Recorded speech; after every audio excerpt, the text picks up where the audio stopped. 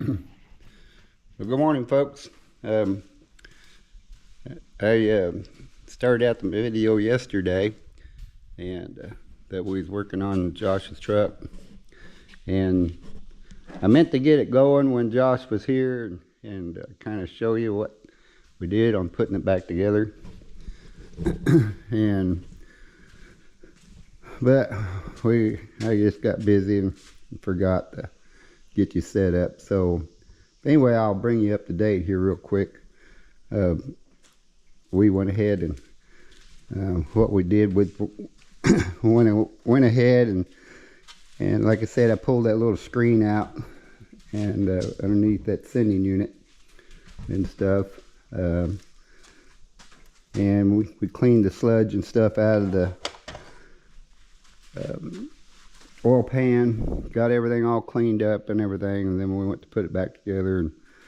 And main concern was to see if it eliminated the problem of not showing any oil pressure on there before we put the front rear end and back end, hook it all back up, and of course the steering linkage, power steering linkage stuff that we had to drop down to get the oil pan actually out.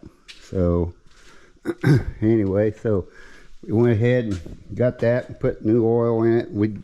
Since we was gonna didn't really want to put the high dollar oil in it right now. It didn't make any sense till we actually seen if it actually had oil pressure or not. So had Josh stop and he picked up just some cheap old Walmart oil there, right there, and because basically as sludged up as that engine was and everything, it was wanted to run it a while with that oil and then drain it, and I'd say I'd probably do that a couple times, run it probably 500,000 miles or whatever, drain that out, do it again, 500,000 miles, drain it out, and then put the good stuff in, and that would really good flush on that engine and stuff. So let's see, show you what we ended up here with. Kind of tight in here, so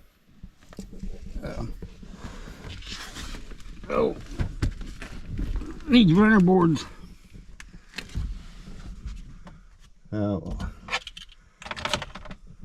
we started her up. Can you see there?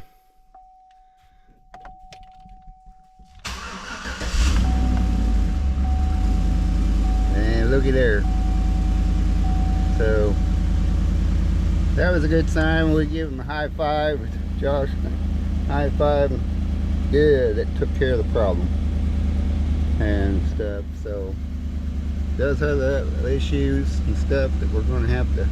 We took it further down the road, took it, and everything else seemed good on it. And so what we come to the conclusion was at the auction, this used to be the owner's boy's truck. He bought it for him and stuff, and there's a story behind that, but I don't really want to tell what the dad actually said about it, but he was a little upset. But they, Josh, like I said on the earlier video, Josh had records that it was down at an auto repair shop and stuff, and we suspected that it had an oil pressure issue, and the shop, not going to mention the name, basically it said in there they replaced the sending unit. This is a brand new sending unit, but the one I took out of it looked like brand new. So I'm thinking what happened, I think I told you before that that shop did not pull this screen. And like I said, you know, that thing is plugged on the bottom. And so what he did is just put the new sending unit in, and it didn't eliminate the problem. So I think at last minute, that's when they threw this truck in on the auction, and decided that, well, just going to go ahead and throw it in the auction. And like I said before, I was a little upset because usually at an auction they have the keys in it where potential people interested in it, they can start it and move it forward, backwards, check the gauges, you know, oil pressure and this and that and that and this. Well, they didn't do that. And the auctioneer had his guy, when it come up to sale, had his guy get in it and of course started it up and moved it forward, moved it back, but never once said, which I told the auctioneer I was a little upset about that it wasn't showing no oil pressure. So that was a little dishonest. They knew it. They didn't say anything about it. So, but I know what these things are running, and it's a 2012 model, and it's a Silverado, which is the top brand, and she looked pretty good. It's got good paint, and for the amount of money, $4,500, it's not a bad buy. Josh said that he's seen one listed, had high mileage on it, like this one here, and the guys want $17,000 for it. So I told Josh, you're not going to find anything with four-wheel drive that looks this nice, and for $4,500. So anyway, you could afford to put some money in it. That's the way I look at it. You could afford to put some money in it and still have a good truck. What we did find out is I pulled a plug out of the rear end back here, and there was some metal on it. So Josh and I, we went ahead and pulled that cover off the rear end and drained it and got to looking in there, and the pinion gear is actually shot, so it needs rebuilt. Looks like that rear end had tags on it, not a tag, but writing on it like it'd been in a salvage yard. So I'm going to check tomorrow. I checked last night. I can get the whole rebuilt kit, ring, pinion, bearings, spider gears, whole works for $500. So be nothing to pull those axles out, pull that out there and put new bearings in it, seal, and it'd be done. But I'm going to call salvage yard tomorrow and just see what they charge. If there's a low mileage, a complete rear end in there, if that would be the best bet. So so that'd be it with that. And we noticed when we took it for a test drive that it sounded like metal to metal up here on the brakes. And of course, on the other video I took, that the CV joints, drive shafts are shot, and I went ahead and ordered those new last night. They should be coming in. So probably tomorrow I'll go ahead and get this back up, actually pull that wheel off and see actually what we need on that. We'll probably go ahead and order in whatever it needs right there, and then I'll probably save that on another video. I promise I'll get you going and show you what we do. And wait till the next time Josh comes down, and instead of me just having to do it. I think he gets a lot of excitement out of working together and stuff. So I'll go ahead and get the necessary parts here, what we need. And he's wanting to go with stock wheels and tires around it, so I've been kind of looking for a set of those. So get it more or less back stock and get rid of those things that's on there. And little TLC, I like that there I think will buff out most of it. We took that strip off there. He's going to go ahead and try to clean it off and just leave them off. And it's a little funny is those there kind of like a rubbery thing. And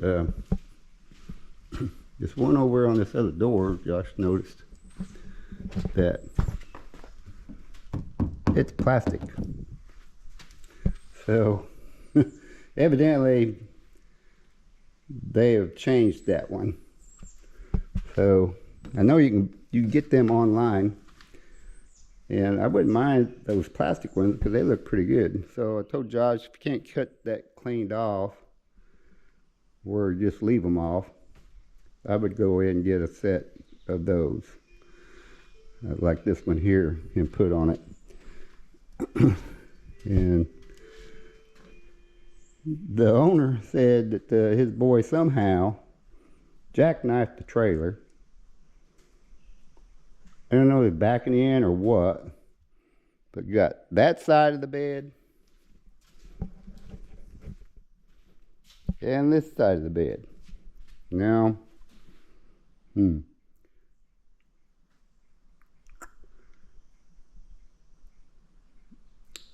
how he did that, I don't know. Maybe he had a couple of cocktails or something, but you can get that a new bed takeoff. A lot of people buy these things. Salvage yards usually have them around for people who've bought the truck and they wanted a flat bed put on there and took the bed off. You can buy them pretty cheap and do that way. But you know, of course, this has been in pretty good right here. Told Josh to just leave it alone. Doesn't really show up that bad, so it's up to him whatever he wants to do with it. So anyway, that's what the plan's there. My shop's a mess, so we'll get tools thrown everywhere. And normally I don't do that. Normally I pull a socket out, use what I need. When I need another one, I usually go back and put that socket back or whatever and get what I need and then do it that way. At my older age, I guess, I just kind of throw tools. So then while you're working on something, then, well, where did I lay that down at? So I need to get back the way I used to do it. So I'm probably going to go ahead and get these out. And today's Sunday. Normally I don't do anything on Sunday, but as far as cleaning up the shop and putting my tools, cleaning them up and putting them back where they go, call that, like Dad said, not working on Sunday, I'm piddling. So that's a piddle job. I'm really pleased with my lift. I mean, tell you that that was well worth the money, really. Didn't think I could see that I'm going to be using that a lot. So, like tomorrow, I'll probably put that back under there, raise that up, and you'd be able to sit on my little seat creeper there and pull that stuff off, or take it up to my height here, and then I can actually see what all I need in there and stuff. So it sure beats going around on a creeper. And I found out that once I get on the floor on a creeper, I gotta turn over on all fours to get up off the floor. And so, and the next project is, you know, which is going to tie up the hoist a lot. Once I get kind of Josh's truck, we need to get it done so we don't need the hoist. And then I need to get this girl here on there and go ahead and remove that cab and the body off that frame. And then you can see the frame, it's ready to go. So once I get that cab off there and stuff and roll that frame out from under it, then I'll be going to work on taking the stuff off that frame that I need, like brake lines and whatever, and put on the donor frame that's going to be, that I've got all set ready to go under this cab. So I'm going to probably stay on it because all the time that I'll be working on that, this will be taking up my hoist and my lift and stuff. So then I can set that down there and get that ready. My guy at the body shop, he's all ready to get those as far as paint, get those doors there put on, because those doors over there on the other side, you know, where it was side swiped before. You can see up through there, kind of got a ripple in there. It'd be hard to fix. So anyway, I think, well, that'll bring us up to date for right now. So like I say, my place is a mess. Been thinking about Miss Virginia here. Really, my wife's ex-mother-in-law bought that for her because she was really needing one. And I thought about keeping it and stuff till get where I have to trade in my Harleys or something and go to that or have one. And the kind of sentimental thing kind of means a lot to me, because when I brought that to her, she was like a kid in a candy store. She was really so thankful, and it meant a lot to me. But keeping it covered up over there and stuff, and I know in the shop here it's drawing moisture and stuff in there, which is not good. So, and I was thinking this morning, I said, you know, there's a lot of people out there that need that thing and needs it now. So I might go ahead and list that and get that for somebody who can use it right now. So that's not able to go get a nice one like that. So that's probably what I'll do. All right, well, I'm going to sign off here for now and go to work and cleaning up shop here a little bit. It's a lot cooler today. And we'll just go from there. All right, we'll talk to you later. See ya.